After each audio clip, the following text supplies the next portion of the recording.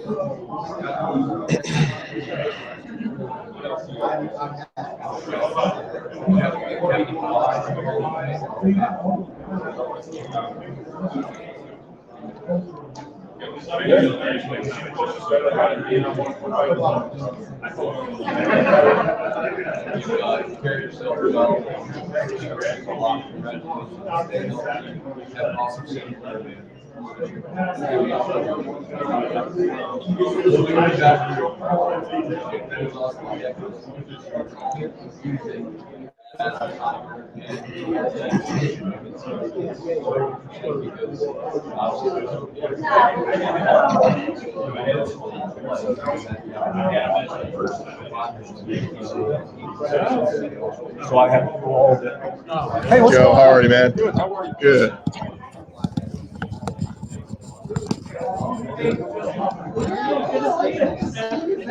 So we are in Houston.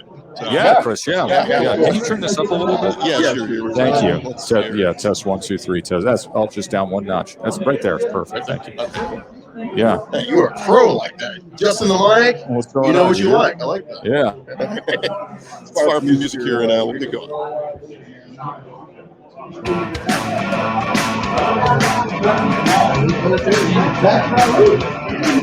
Well, I'm here from SEC Media Days and one of the best out there. It was funny, we talked with Tom Hart a few minutes ago. Oh, he's very talented. Where is the Tom Hart? He's running around. He hasn't said hello to me yet. I said one of the hardest working men in show business and broadcasting. Yes. And he looked around. He said, "Oh, is Joe Tessitore standing behind me?" Yeah, sure. Yeah, he didn't say that. No, he really did. He really did say that. I don't know about that. The great Joe Tessitore sits down with us for a couple minutes here. And, man, when I saw your name on the availability list, I said, I've never talked to Joe Tess. You're one of my favorites, man. I really appreciate that's so nice of you to say. Taking some time to sit down. Thank you so much for saying that. I appreciate that. Do you want to tell my wife and kids that? Because I don't even think they know. I sit there, they think to themselves, I don't know where this money comes from. How do we have this? Did they realize? I don't think they realize I'm on the road working every week. Yeah. I don't know. Maybe I pick trash. Maybe you want to tell them that. How difficult was this year? I mean, nobody ever wants to call a game from their house. Well, I didn't do that. I was on the road in COVID protocols, getting tested 5 times a week. And I knew that. So you didn't call any from home? I never know. I've been on the road since we were the first. So, I do a lot of different things at ABC and ESPN. Right. So between top-ranked boxing, college football, Holy Moly on ABC, the entertainment show I do, I've been on the road since last June. So in the middle of COVID, when nobody was on a plane, nobody was at a hotel, I was landing, COVID testing, go to a hotel, quarantining, COVID testing. Wow. So, we were in the MGM Grand bubble for boxing all that time, doing multiple shows a week. And then for college football, I was one of the crews that was, you would test and you would fly, then you would test and you go to your hotel room and then you'd go and you wouldn't even see anybody and go right to the booth and COVID. So it was a crazy year. And I'm glad we're basically at the end of it. Yes. I am vaccinated, plus have had COVID, and I'm ready to just go. Gosh.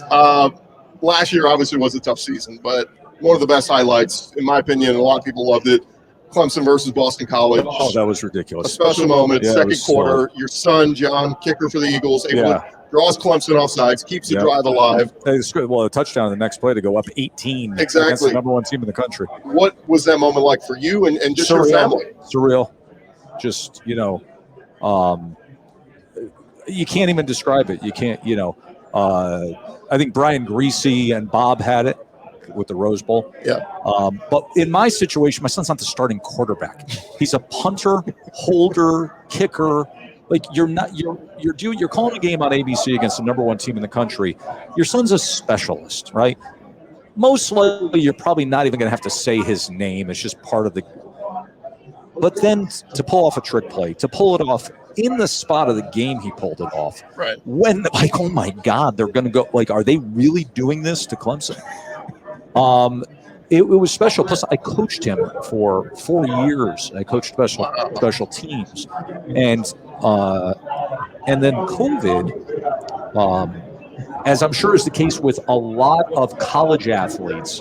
A lot of college athletes, when they were sent home, had to find ways to stay sharp, to practice, to train, to work out. You're lifting. You're lifting. Cartons of stuff in your house for your squats. You're doing this. So we were in quarantine together, which meant that from March until he went back to Boston College to train in the summer, I was the guy out on the field with him, snapping to him, holding for him, catching for him. He's a former quarterback, as you saw in the game. Yeah. So I was literally on the field with that kid, nonstop. So then to have that moment, and then Chris, I'll share with you. So he pulls off the trick play against Clemson, and then I go see him in the locker room afterwards, and he's hot as a hornet because they ended up losing at the end of the close game. And then he calms down, and I said, "You realize that?" I think 33 million people right now. Video is going viral and all this kind of stuff. And he goes, "I don't care about that." I go, and he pauses. He goes, "Really?" I go, "Yeah." I go, I think people thought it was cool that we had that father-son moment. Yeah. And he goes, "Hey man, I'm sorry, I couldn't tell you that was in the playbook all week." So like you're prepping to call a game. Yeah. But the week when I've called his games twice now on ABC. When I call a Boston College game, we don't talk football the whole week. Wow. We don't. He's a player. I'm the broadcaster, and we don't. So he knew that call was in the playbook all week. He knew they were going to call. If they had 4th and 5 or less, he was going to run. It was on. He was going to run. He could have given you heads up. You could have been like, "Now watch for a fake here," but none of that. None of that. I should have known when the tight end split out. You've called college games for years and years. Of course, you got the opportunity to do Monday Night Football. What was the coolest thing about that? What was maybe something you didn't like? Of Monday Night Football? Yes. Oh, listen, it was just the legacy of the franchise as a kid who grew up in the 70s in New York watching Cosell. That was really cool. The camaraderie of the crew was really cool. Working with Jason Wittenberger, wonderful guys, great friends, great gentlemen, and learned a lot just from their goodness. All cool things I would not have liked about it. I think the NFL is sort of a kill or be killed league on all levels of whether it's media, executives, coaches, general managers, players. Everything is transactional in the NFL. It's all about the contract. It's all about the status. It's all about that. You guys know in Houston. Where in college it's more collegial. Isn't that funny how that happens? And it's more tribal and more about your identity and the pageantry and the traditions and your identity as an Aggie, Gig'em, and how you relate. So, there are things about college football that are just in my blood as a lifelong college football guy, and we're a college football family. That I always describe college football as putting on the most comfortable pair of jeans that just fit perfectly, and then sitting on the most worn-in leather couch from your grandparents' house. I love that. That's how college football feels to me. And honestly, just the escalation of games. I mean, in the NFL, you can lose a game. There's big games, but if you lose, it's not the end of the world. Counts, and it not just counts. When I say every moment counts in college football, it's not just, because the college football playoff's on the line or this is on the line. It's because everything just means more. It just matters more in the sport. You identify more with it. It just means something. Yeah. You don't hate on your own players. You don't hate on your own school. In pro sports, you do. You yell at players. You yell at F this guy. He doesn't know what he's doing. Get rid of that GM. Get rid of this. There's none of that. Just...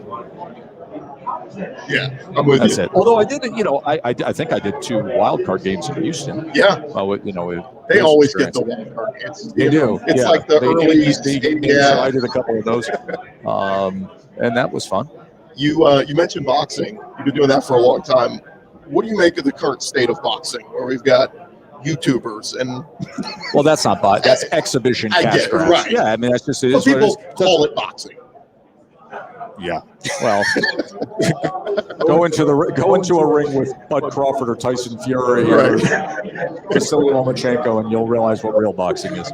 No, I mean, listen, that's capitalism at its best. So God bless these YouTubers. The problem is what you actually describe with people who pretend they're covering boxing or discovery. That's not. I mean, Floyd Mayweather spent a month telling everybody on the face of the earth, "I retired from boxing 4 years ago. I'm just doing this because they're going to pay me $100 million, which is stupid. I'm not even going to fight. I'm just going to go through the it's like, stop."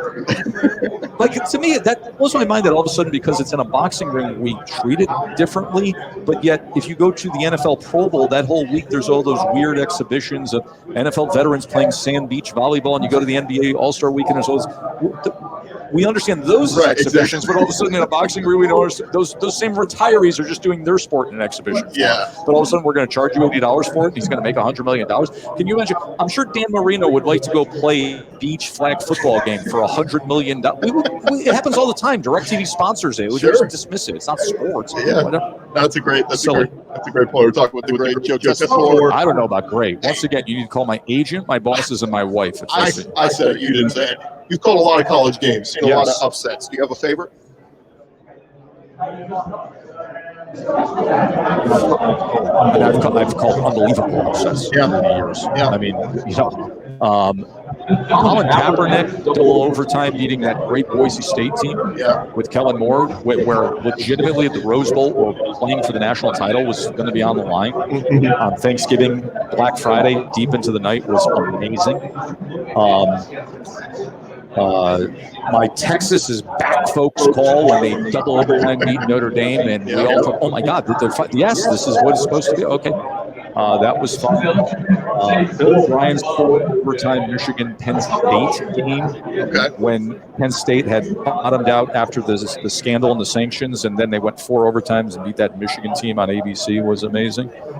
Listen, I've probably forgotten more games than I've been doing this for far too long, far too many games. I work too much. I'm very grateful to have had the career I've had and really passionate about it, but to curate and catalog it is very difficult for this brain. Yeah. It just is. It's the dead of summer for me, and I've been out in the sun too much and enjoying too much tequila. I see. You get the tan. No, this is just the fact that it's summertime and I'm Sicilian. It's like my body flips a switch to go bronze this time of year. Last thing for you, 3 seasons already on Holy Moly with Rob Riggle. Growing up, do you know I have not had one interview I've done on anything I've done for 3 years where Holy Moly has not one. Really? It is incredible how many people love that show. Oh yeah, it's awesome, man. But I was jokingly going to say, when you were a kid, did you ever see yourself growing up calling miniature golf? So when I was a kid, I always said, oh, man, I just want to be Howard Cosell. I want to call championship fights in primetime football on ABC. Okay, I've done that for years. But the most fun I've ever had is sitting next to Rob Riggle, basically doing double-man comedy, 2-man comedy. Basically, we're doing Anchorman. Because he's teaching me nuanced buddy comedy. Right. So doing buddy comedy on ABC has been the most fun I have had in my entire career. That's awesome. By far. Like, it's not even close. We just sit there and we laugh our asses off all day. Folks, if you haven't watched it, Thursday, 8 Central on ABC down there in Houston. Thank you. We get huge ratings in Houston. Do you? Yeah. Great. We get huge ratings in Houston. We just laugh our asses off. Outside of the Astros, the football team's down, the basketball team's down. We're looking great. I think we've had some contestants from your area, too. Nice. Yeah. The great Joe Tessitore. I'm seeing they're waving you off. You got to go. I got to go. Okay. Yeah, thanks so much, man. I really appreciate it. Thank you. Bye-bye. Thank you.